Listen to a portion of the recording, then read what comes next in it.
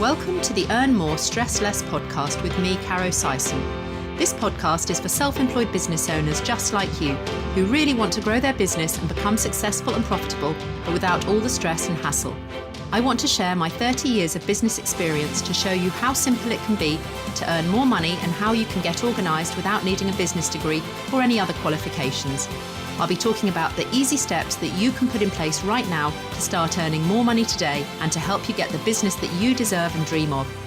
Without further ado, let's get started. This week's podcast is sponsored by Pocket PA, helping self-employed business owners to get organised, understand their finances and do their accounts all in one place using a powerful online tool. If you're serious about making a profit and having a successful business, then using a simple digital web app like Pocket PA is the best way to grow and scale your business.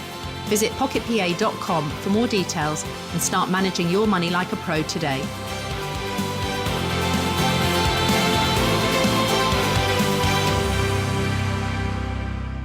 Hello and welcome to Earn More, Stress Less with me, Caro Sison. Thanks for joining me.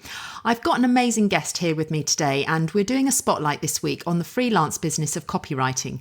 So for those of you who might not know what a copywriter is, I'm sure my guest will explain better than me, but it's basically someone who crafts and writes all the words that we read in emails, websites, marketing ads, sales pages, or anywhere else really that you may see persuasive information that keeps you engaged on a page. I'm really excited to have Chantelle Davison, who's a great friend as well, to join us this week, and she's going to share her journey with us into self-employment and explain the types of clients she works with, just so that you can see if using a copywriter could help you in your own business. Without further ado, let's get listening. Welcome to this week's podcast. Yeah, sure. Thank you for having me. So I'm Chantelle Davison and I'm a copywriter and a copywriting coach. So what that means in a nutshell is, if you don't know what copywriting is I write the words in people's businesses to help them sell or to help encourage people to take action. So copy is essentially any of the words in your business that are encouraging someone to take an action. So you've got them in your business right now. You've got emails, you've got websites. I'm the girl that writes them for you. So I think a lot of people don't even sort of think, they just presume that they would always do it themselves. What would they ever, ask anybody else to do that for? Because, it's my business, don't I have to write that stuff? But I think it's really important to know that there are specialist people just like you, Chantelle, to be able to support people when they're working for themselves, to be able to write that copy and to be able to deliver the message in the voice that that person, has for their business, etc. We have a lot of solo self-employed people listening into the podcast. So I think there is that mentality that we have to do it all ourselves. But I think when copy, the actual writing, the text that goes into people's websites is, being thought about and designed, it is so important that messaging, that's your front shop window really, isn't it? When you're online or when people come to find you. So what are the steps involved, in copywriting? How do you get that right? What is your sort of brief that enables you to be able to deliver that in that way? Yeah, so I think the most important thing is understanding what your product or service delivers to your end user. Like, what is the benefit to them? A lot of people get hung up on their mission, why they do what they do, the features, every single tiny element of their product or service. But actually, the most important thing, in fact, the only important thing that your ideal client wants to know when they land on your website is, what does this mean for me? So if you can get right down to the core of what that benefit is, how it's going to make their life better, that's what makes good copy.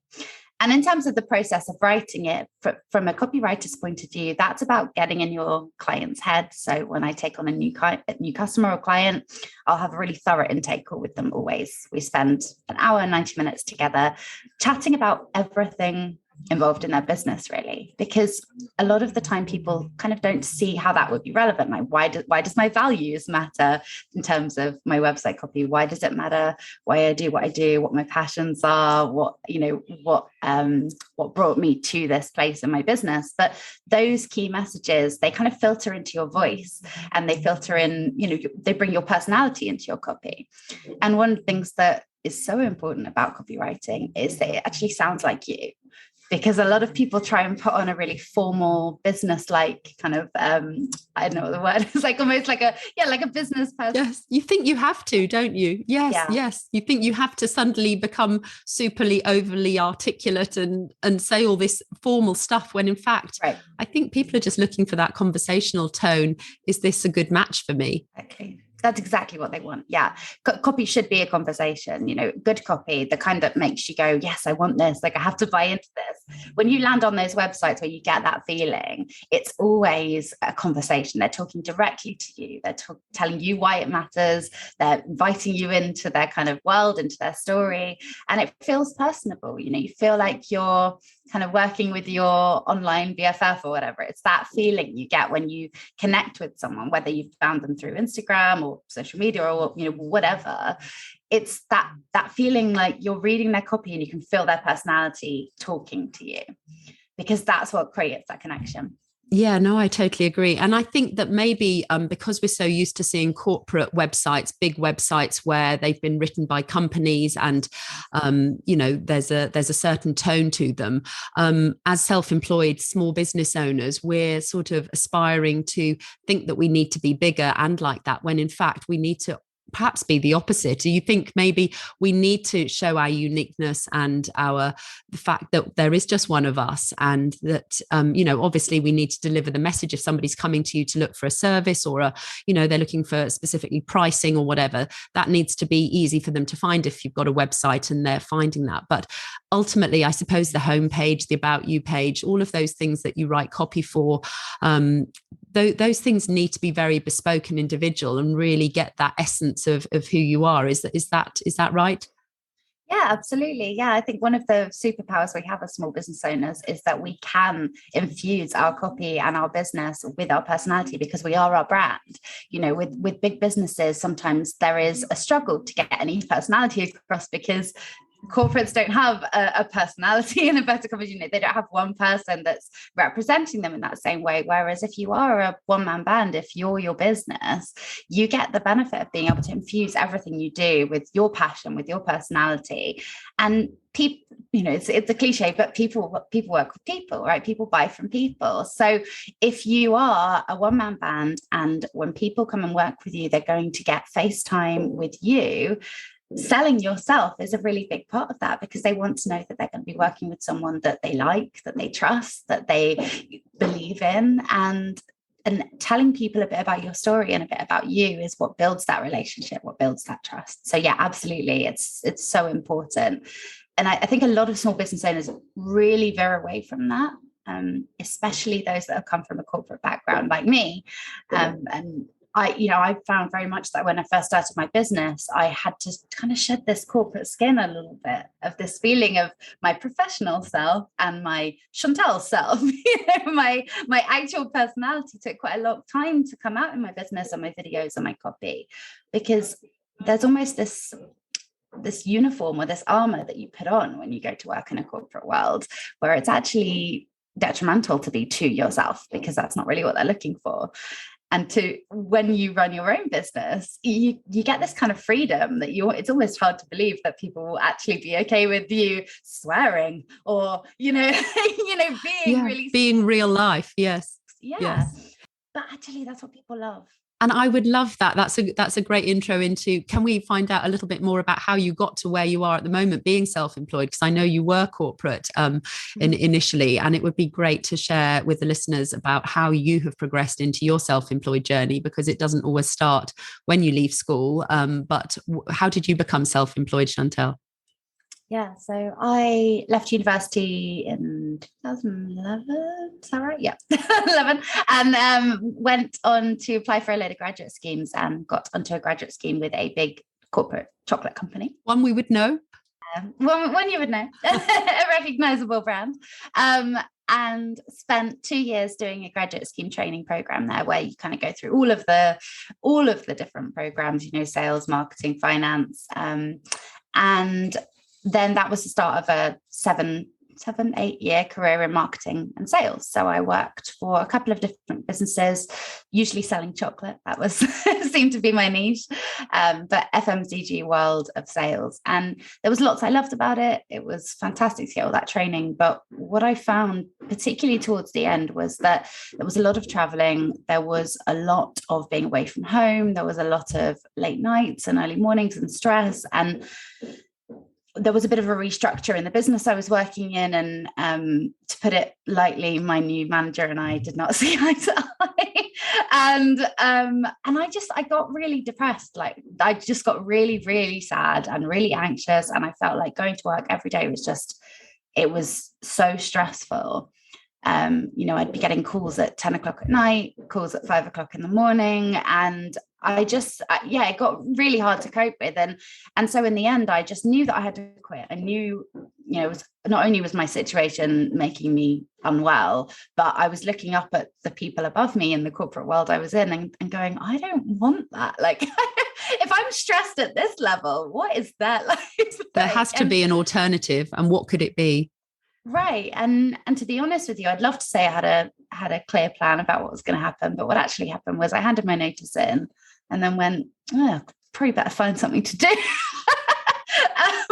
My kind of, I guess, my model for self-employed life as an option is really only there because that's what my parents do. They run businesses. So they've run pubs and restaurants my whole life. And my dad's a consultant as well.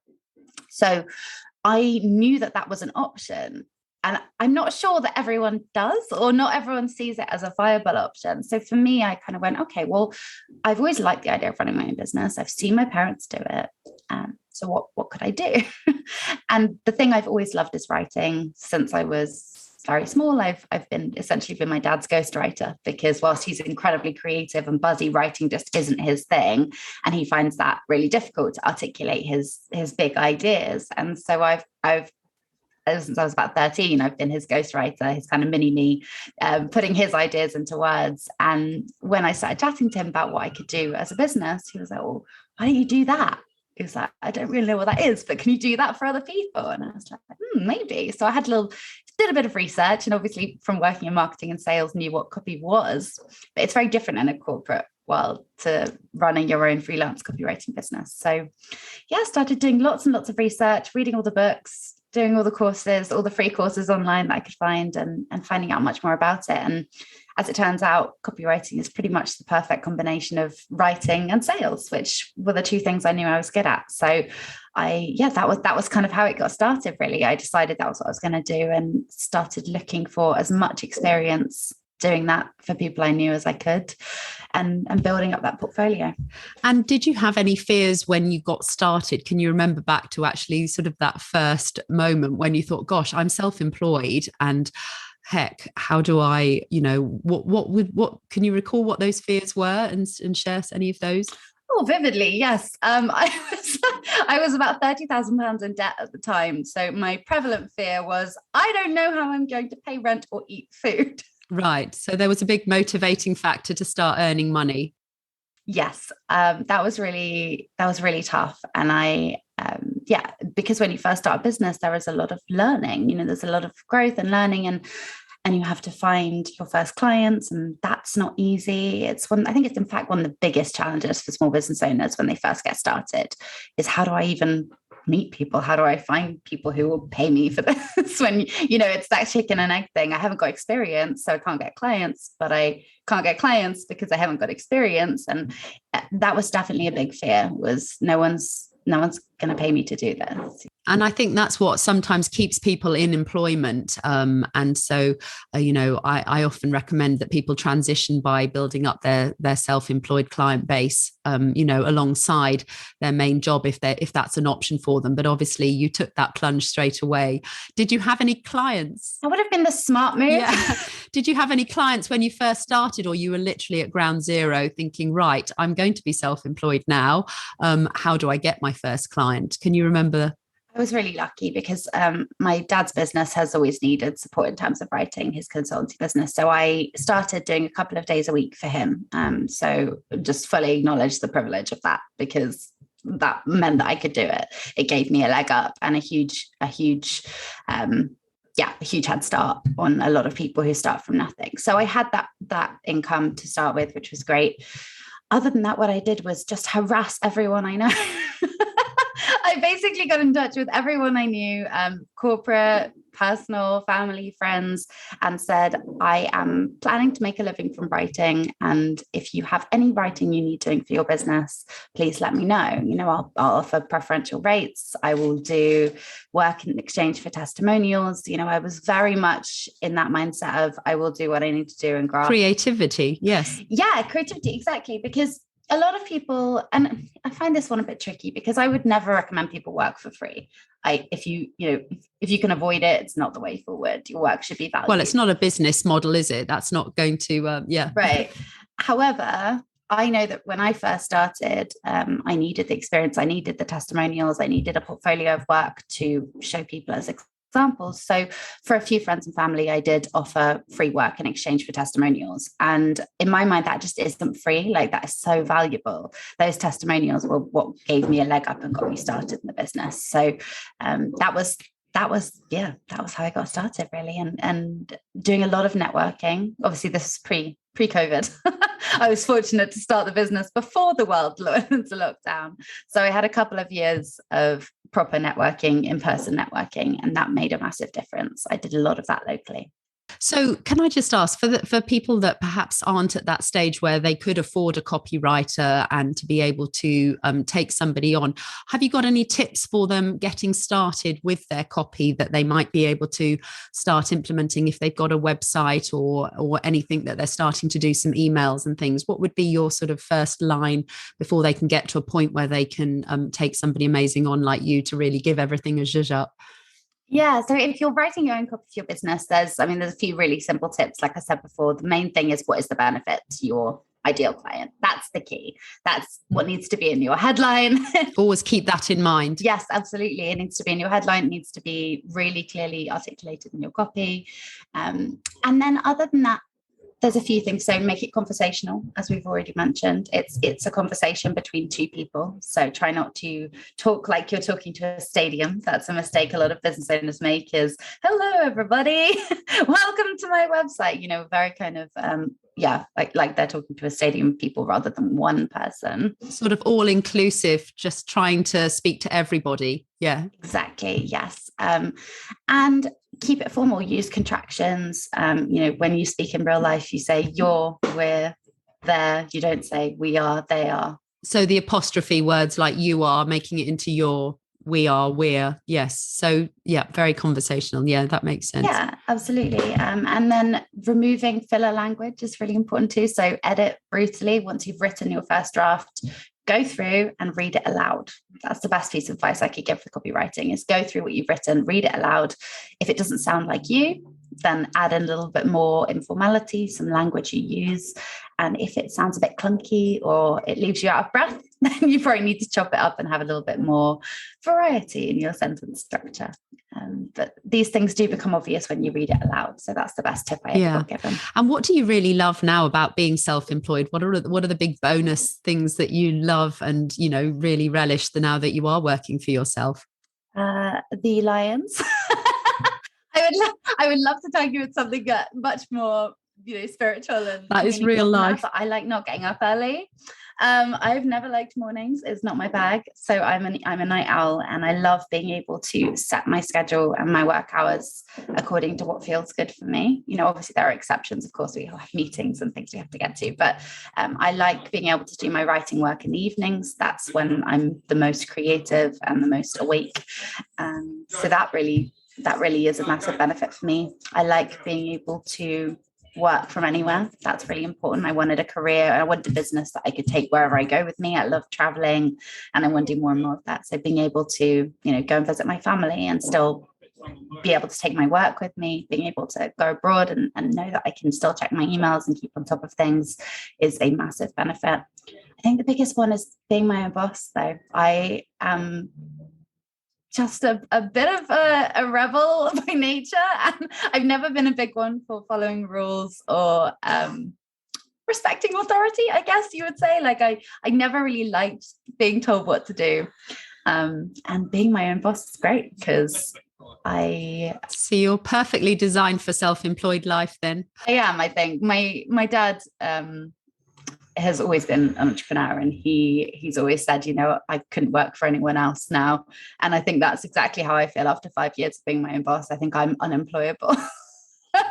No, you're amazing, Chantelle. And I know some of the copy that you've written is incredible. I hear such great reviews from everything that you write. You really are able to get into people's heads and speak in their voice. And that's a real talent. And obviously you're incredibly creative, and having that creativity and that flair in your business is obviously what makes your business so successful. But when you are a self-employed business owner, there's obviously so many different aspects. And one of those is your finances and your money. And could you just share a little bit about sort of around how you manage those sorts of things, and whether that comes easily to you, or whether you find that's a real drain on your time, or what's your sort of relationship like with managing your finances and that sort of thing? How honest do you want me to be here? The real truth of the matter is money has always burned a hole in my pocket. I've had real struggles with money mindset, and still do to this day. I'm now running a 6-figure business, so I have to be a little bit more pragmatic and a little bit more responsible with my money now, because I'm a limited company, and I'm a director. I have to pay VAT, all that kind of stuff. But the truth is that stuff has all been really intimidating to me as a business. Like, it was one of the biggest things starting a business was that kind of financial, legal side of it that I think a lot of people worry about. The responsibility part of your self-employed journey. Exactly. And it was much easier when I was self-employed and a sole trader, because your money is kind of all the same money as the business, and that's easier. But now, as a director of a company and paying VAT, that kind of stuff, it is difficult. It feels like very serious adulting. But do you feel the challenges around your money is any different to when you began as a sole trader compared to a limited company? Do you feel that your blueprint with money has changed at all? Or do you feel you still, in essence, have the same blueprint as you had, and the same challenges around income and expense management when you were a sole trader to how you are now in a limited company? It's easier now because I have an accountant. Okay, so you've actually taken on, a paid professional. Yeah, I outsourced. And did you do that quite quickly? No, I didn't. For the first, it was only when I became a limited company that I took on an accountant. So as a sole trader, I managed it all myself. I've always been reasonably good with figures and money, so it's not the understanding it that was the struggle. It was the not spending it. But once I became a limited company, I realized I had to be not only much more, careful about which money was mine and which is the business's, but I had to get really serious about the analytics and looking at exactly what was coming in, what was going out, what needed saving, etc. And also, it just took too much time. It was a massive drain on my time to be doing my own bookkeeping and expenses and all that kind of stuff. So, and especially as a limited company, there's just so many returns and forms and stuff that you've got to fill in. So I just went, no, that's a professional accountant's job now. They do my bookkeeping and my accounting for me. So my job now is just trying not to spend all of the money.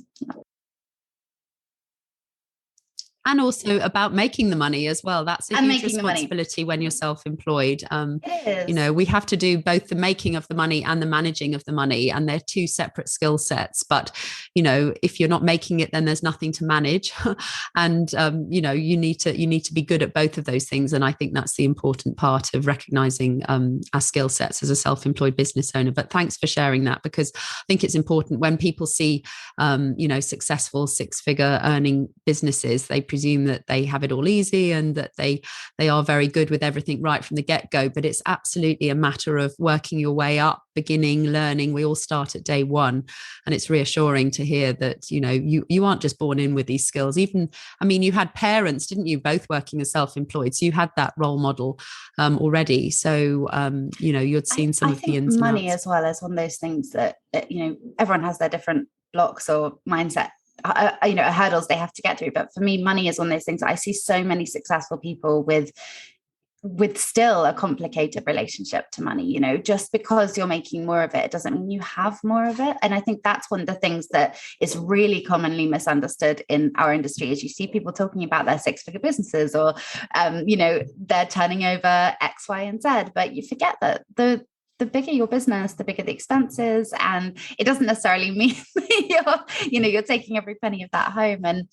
And I know this is, again, a bit of a cliche, but people say, you know, new level, new devil. And I really think that's true when it comes to money. You know, the more you are earning, and therefore the higher your outgoings are, the more pressure there is to continue that and to keep that level up and to kind of, keep that momentum. And when you're a one-man band, especially when it's just you and your business, that can take its toll in lots of different ways, because you know, keeping this momentum of a 6-figure business up means that if you're ill or you have a bad month or stuff happens in your life, as it does, you have to have safety nets in place to make sure that your business doesn't crumble. And that's one of the big learnings I've had in the last year or so, is as you get bigger, as you grow, as you get more successful, you have to be careful about having things like insurance in place and team members and people you can outsource to, because if you drop, your business drops, and that's a lot of pressure. Thank you. Lovely. So Chantelle, thank you so much for sharing all of that with us today. If our listeners would like to find out more about you and get in touch, how can they connect with you? Yeah, absolutely. So they can connect with me via my social media profile. So I've got at Choicewords Copy on Instagram, and on Facebook, I'm Chantelle Davison and Choice Words by Chantelle. And I also have a number of different resources that are available on my website. So if people are looking to get started, either writing for their own business or writing for other people, there's some resources there. And that is, I think we're going to share the link in. I will put something into the show notes. Absolutely. Perfect. So people can come and find you. But thank you so much. It's been a real pleasure to hear about our spotlight on copywriting. If anyone is interested in becoming articulate and creative like Chantelle, copywriting is what it is called. And there is a huge need for great copywriting. I mean, we all have stuff that we're reading all the time. Everything online is now copywritten. So yes, thank you so much, Chantelle. I've had a really enjoyable chat with you today. Thank you, and have a great week, whatever you are up to. Thanks for listening to Earn More, Stress Less, and we will catch up with you again in another week's time. Thanks for listening to the Earn More, Stress Less podcast with me, Caro Sison. If you've enjoyed this week's episode, then do hit subscribe so we can catch up again soon. And please kindly leave a review if you've got a moment, and share with anyone else that you think this podcast could help on their self-employed journey. If you're ready to make bigger breakthroughs in your business life and want to get way more organised and understand your finances the really simple way, then start your very own 14-day free trial today using the super powerful software tool Pocket PA that I made for my own son and daughter. Go to pocketpa.com/podcast and let's get you on the way to earning more money and stressing much less. Have a great week, whatever you're doing.